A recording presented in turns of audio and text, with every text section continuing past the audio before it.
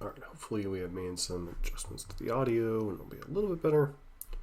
This hand is quite interactive. We'll see if it's relevant against an opponent. Obviously, double Fatal Push can be awkward against any number of opponents, so.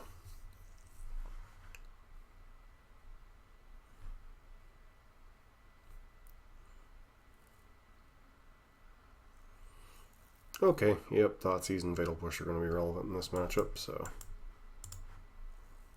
Might be Elves again.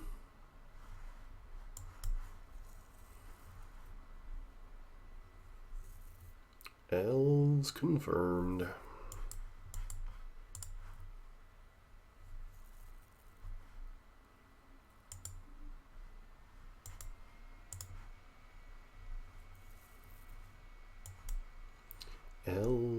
Elves are all you need. Looks like it might actually be dinos.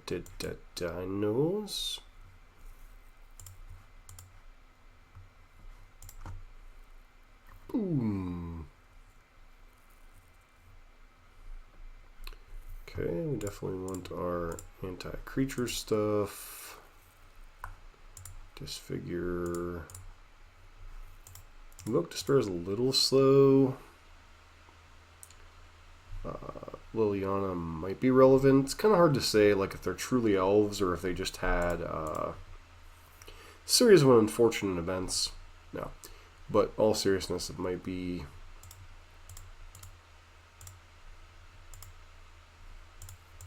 a bit tricky to know,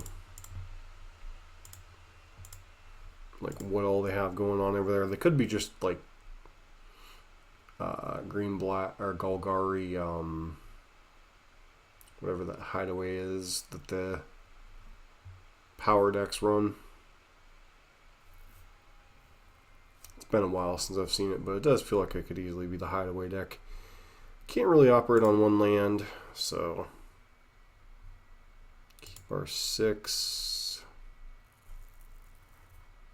I guess we get rid of Kalitas for now.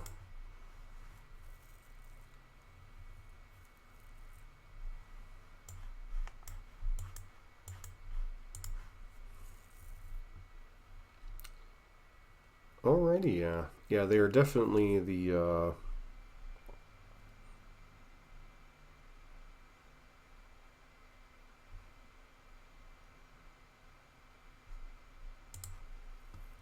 hideaway deck.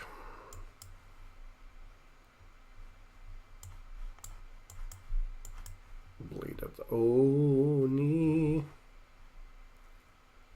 So it looks like they're going to consider Besajuing me? Nope.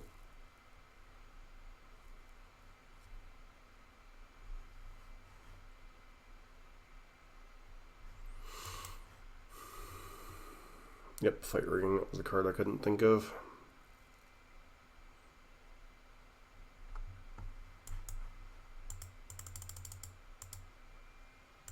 Let's go ahead and pass.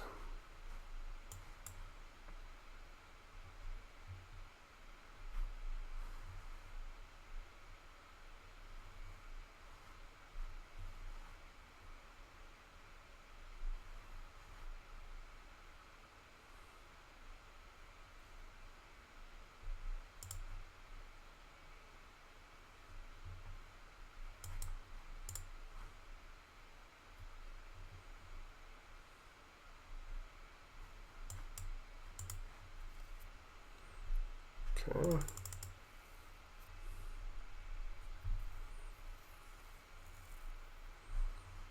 Do you have another big idiot? Unfortunately, you do.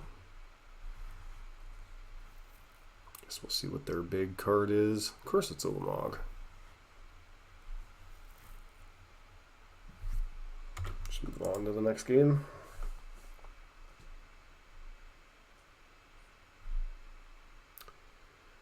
So Kalitas is definitely not the style matchup for it. I don't care about that. Duress is fine against it. Go blank's fine.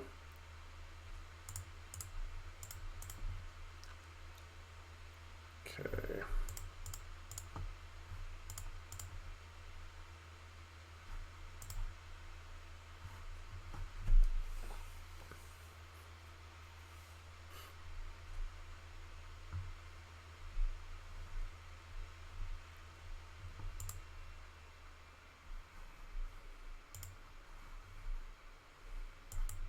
Land go. Of course they have the accelerator.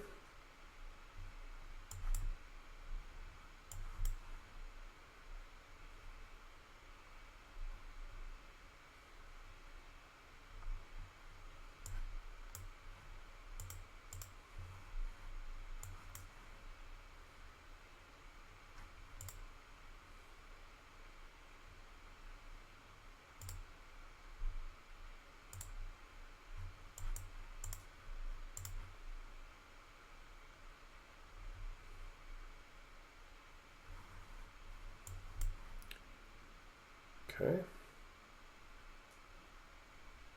Opponent's got elves. Elves are all they need.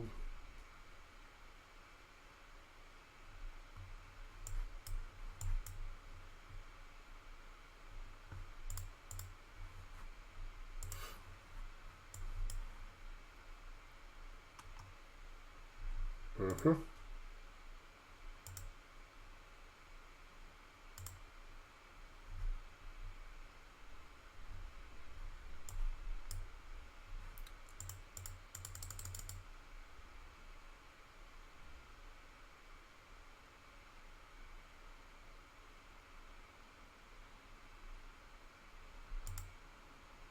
Sure.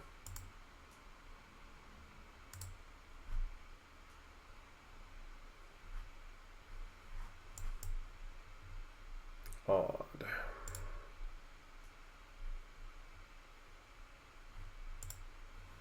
Probably shouldn't have let them draw the last card, but don't know how relevant it'll be.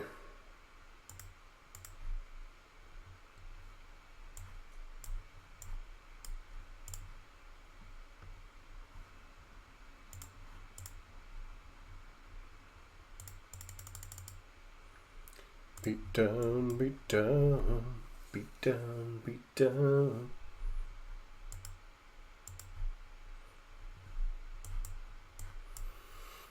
Mm-hmm.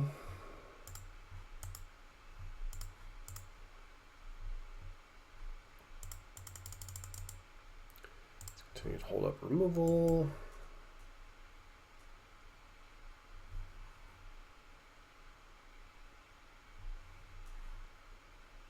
Looks like they might have a Bessagio in hand.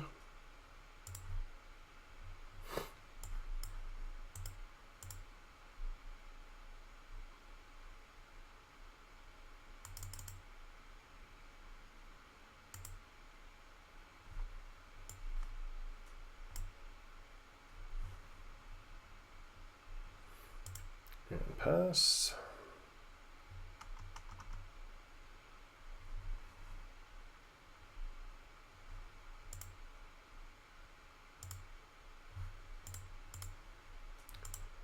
Okay, let's draw a card.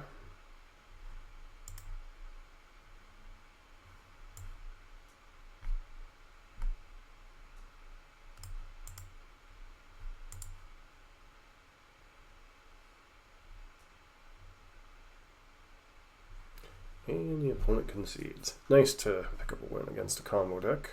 Alright, matchup numero dos against Steph. This is a pretty reasonable curve out hand. Let's see if we should be playing Blade or Gifted Aetherborn here.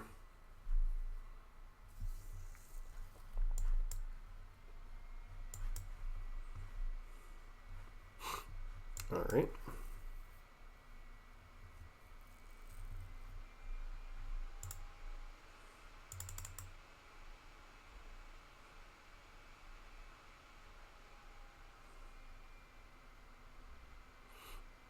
Mm-hmm.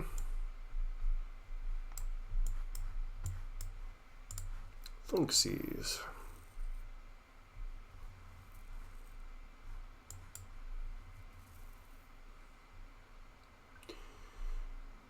Sure.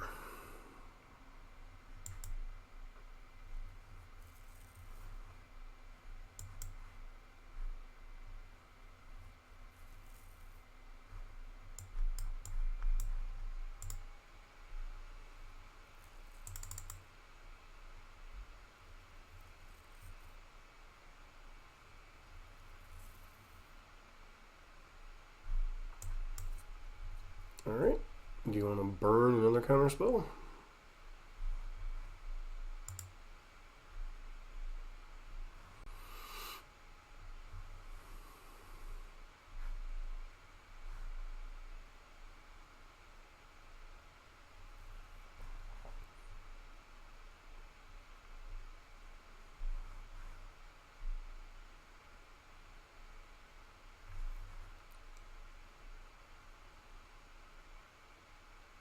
Okay, so this is just mono blue nonsense. Got it.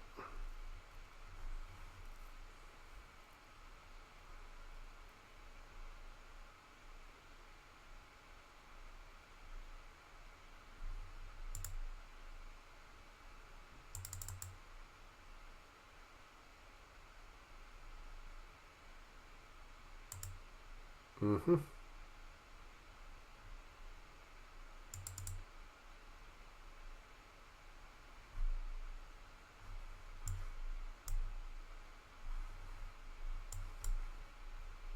But it really needs to have another counterspell, which is obviously very likely.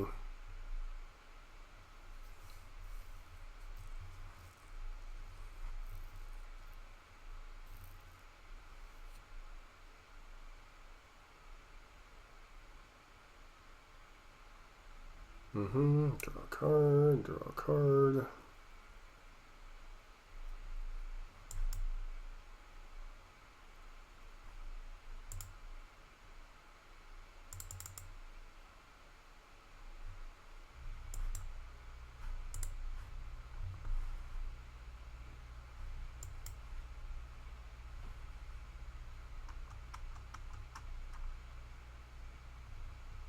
You have another counterspell.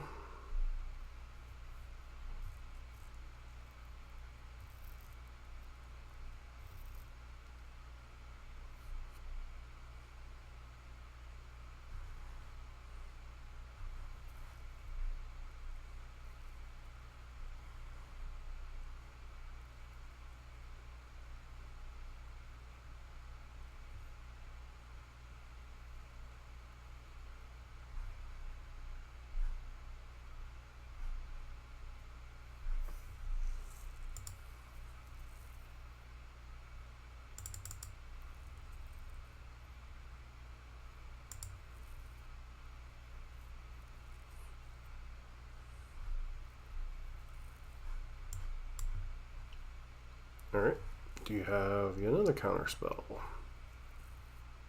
course you do. Let's just move on.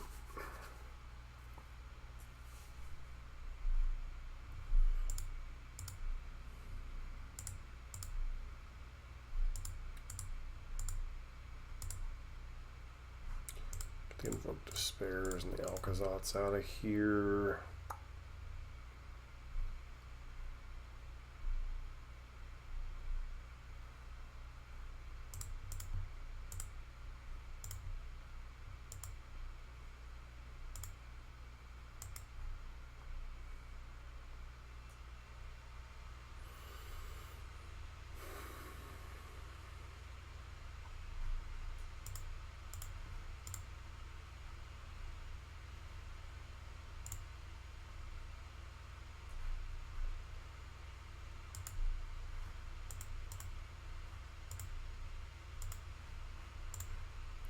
Let's try the 61 card special. Really just like playing against counterspell tempo decks. It's one of the nice things about red being one of the top decks in the format is this is just not a deck that tends to perform particularly well.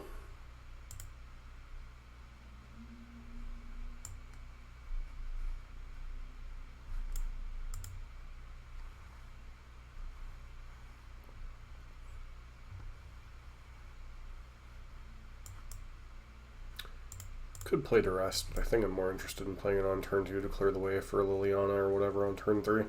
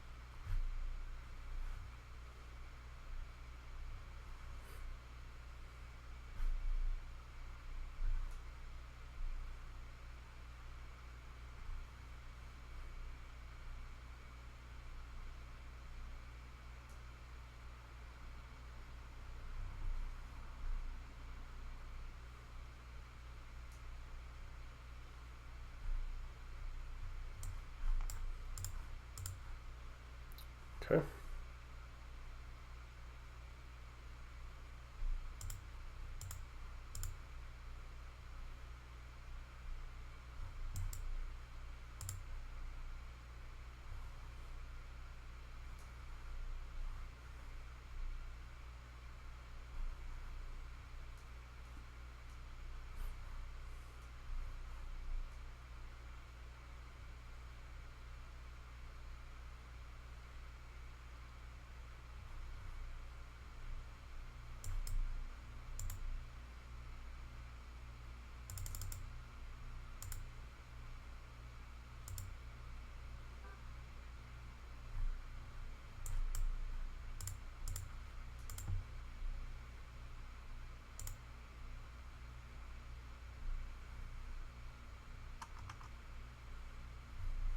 Seriously, have yet another protection spell?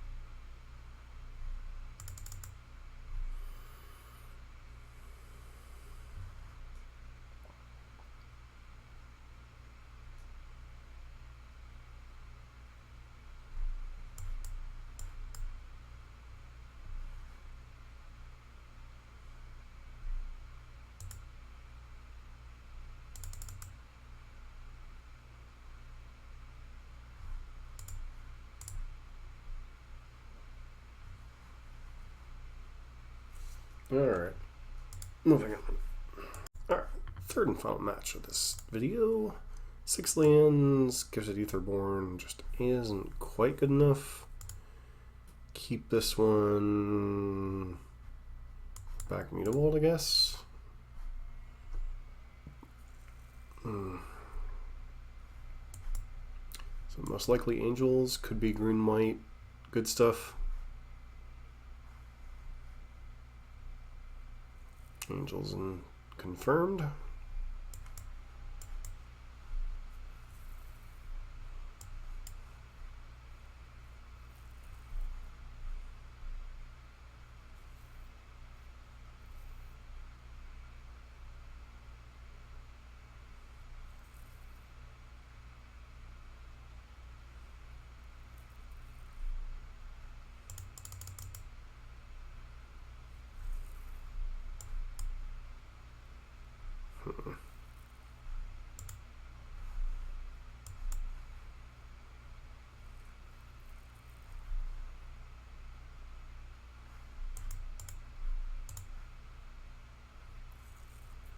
Nope, only 1/1 white spirit for you.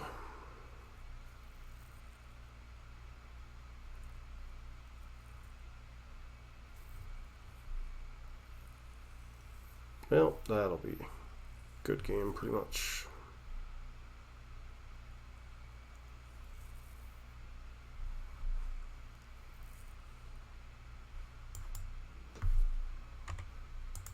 Alright.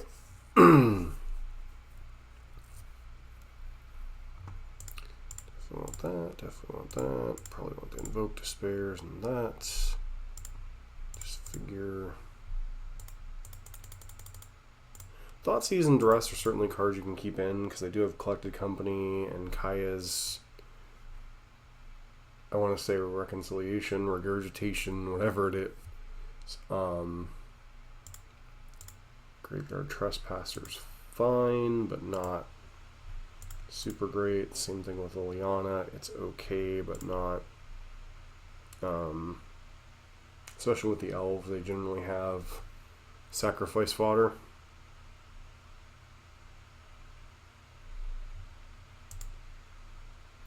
Yeah, I'm not keeping the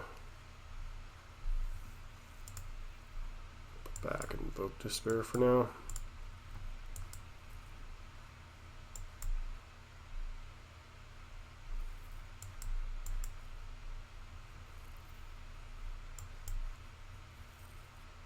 Mm-hmm.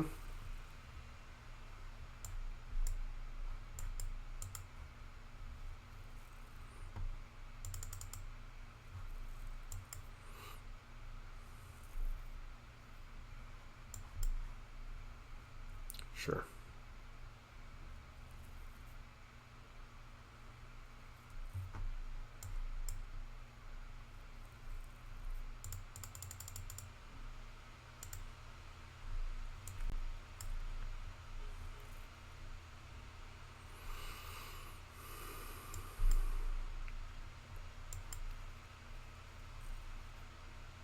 Sure.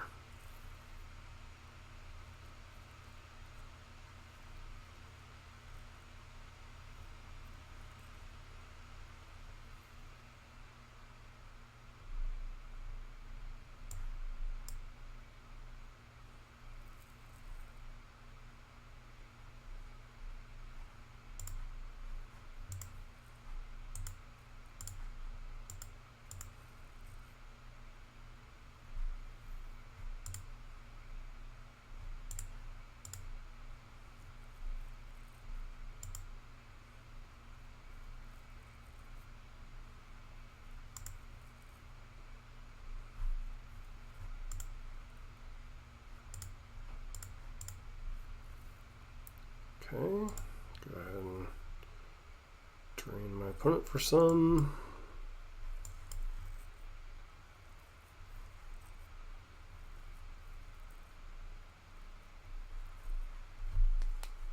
So I'm guessing Akalia has Reconstruction here. Oh, Coco. Why didn't they shock that in? That doesn't make sense.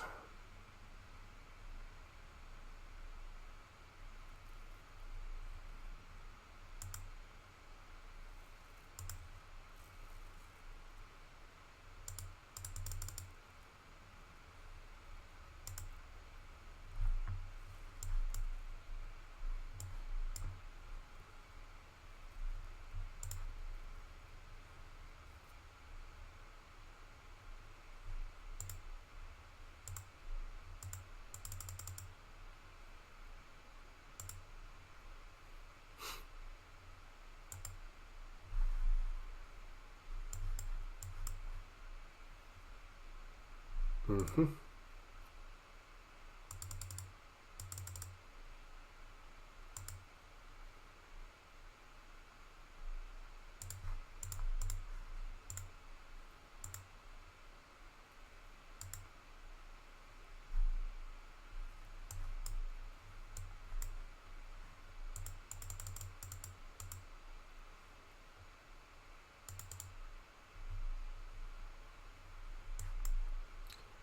All right.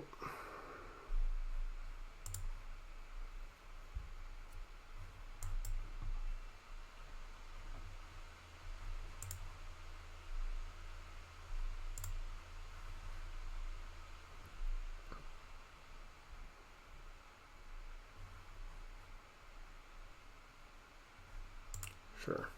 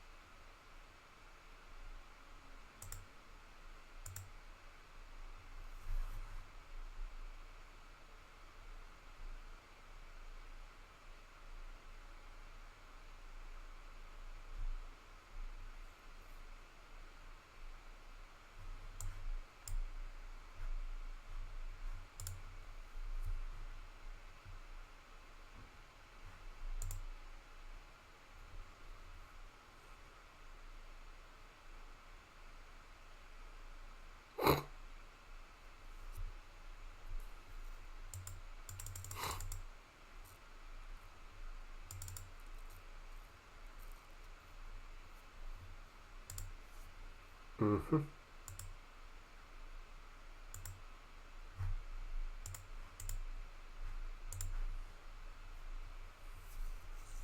interesting that they would decide to concede to that, but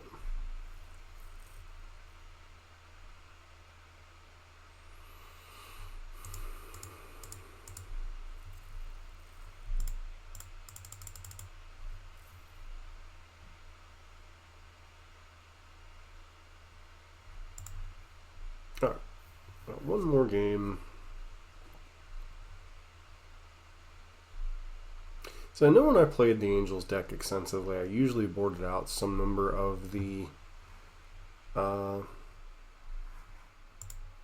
accelerators, which looks like they are not. I would have loved a Fatal Push or a Disfigure there.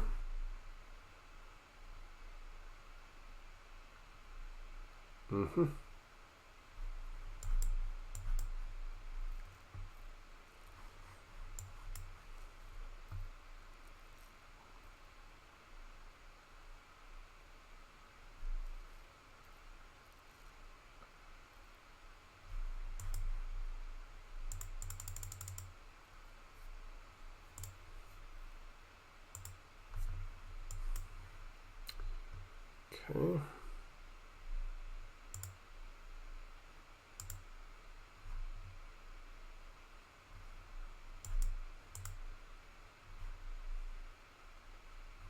Which one's actually scarier?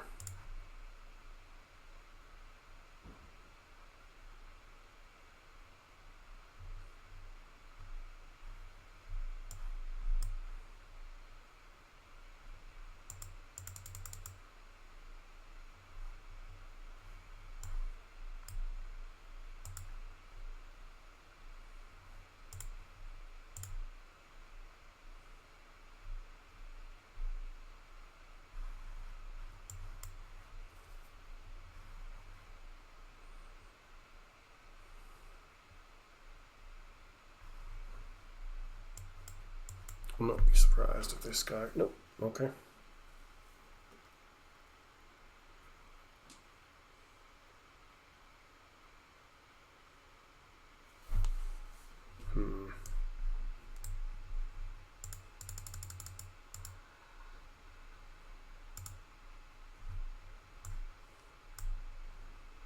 One, two, three.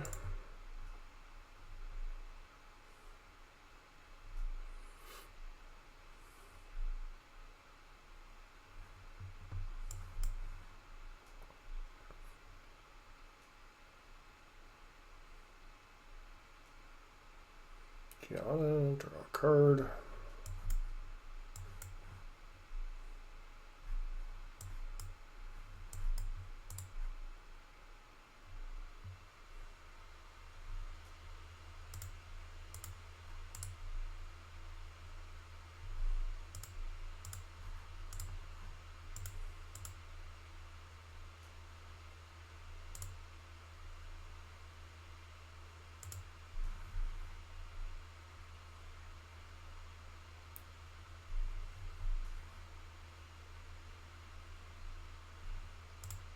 Sure.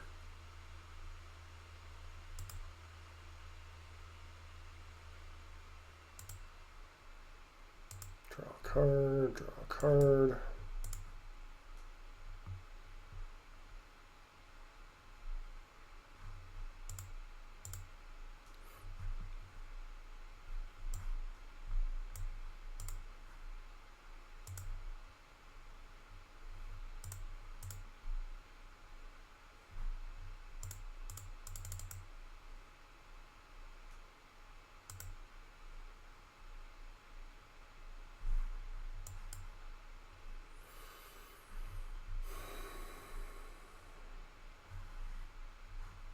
Sure.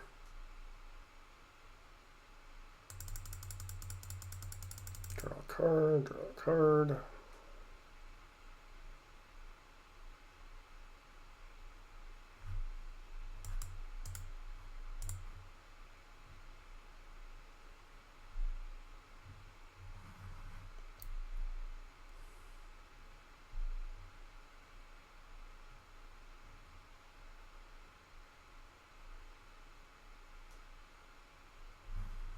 Okay, even if you can play an elf here, you'll go to 2 and then just die. And realization. Alright, so this deck continues to perform relatively well. Ironically, at least in the platinum bracket that I tend to play in most of the month, I've not seen a lot of mono red. I mean, we've seen, over the course of a couple of videos, we've seen like Mizzet, we've seen mono blue, we've seen obviously Angels. Not really looked a lot of Phoenix or mono black, or any of the mid-range mirrors really, or mono red. So it's kind of hard to get a feel too much for the meta when the only meta decks you're playing against are like Angels and lower tier, which obviously Angels are an important thing. And I do think a properly balanced Angels deck, is fairly reasonably positioned against these mid-range strategies with, copies of Collected Company, Reconstruction, Tocatli's Welcome. They might even have like Shaper Sanctuary, depending on the build. It's not a deck that's changed a whole lot, but obviously it's kind of a meta deck. It's not the best against combo decks like Lotus Field Combo, and it's not the best against like say mono or blue-white control, but against Phoenix and mono red and mono black and even Rakdos, it's a fairly reasonable deck because it can grind, especially when it's seeing its heavy hitters like Coco and Reconstruction. It can actually grind pretty well. But yeah, mono black is certainly a deck. The 3-drops are a little bit weaker. You really are relying on Unholy Annex to kind of get you over the hump a lot of times, and there really is a huge difference in the games between where you draw Unholy Annex and can like leverage card advantage to get out of it, and games where you don't. Not unlike when Sorin was part of the equation, and you'd go like Saurian into Imperious Bloodlord. The games you have your game-breaking 3-drop are a lot different than the ones you don't. I mean, you can still play reasonable, Fatal Push into Blade of the Oni, into Liliana, into Sheoldred game plans, or 2-drop into 3-drop, and still a lot of times in Pioneer be good enough. But it is certainly a strategy that leverages Unholy Annex a lot better. Not really a whole lot to say about the split of cards. A lot of these cards are the same across most of the builds. Duress, obviously, kind of your 5th discard spell. You don't get punished as much when you have a card like Unholy Annex in your deck. Leyline the Void, we haven't really ran in against that many graveyard-based decks, so don't know how I feel about this one. But the rest of the sideboard, we've pretty much brought in across different matchups. Go Blank and Invoke Despair against the other mid-range decks. Extinction Event and all the rest of these we've pretty well bought in. The only one we haven't brought in literally is Leyline the Void, and that's pretty much Hooked on Phoenix and Greasefang are the 2 main decks you want that against. Could also potentially bring it in against something like Lotus Field Combo, depending on the build they're on. So, as always, if you do like Pioneer content, don't forget to like, comment, subscribe, and hope to see you for our next video.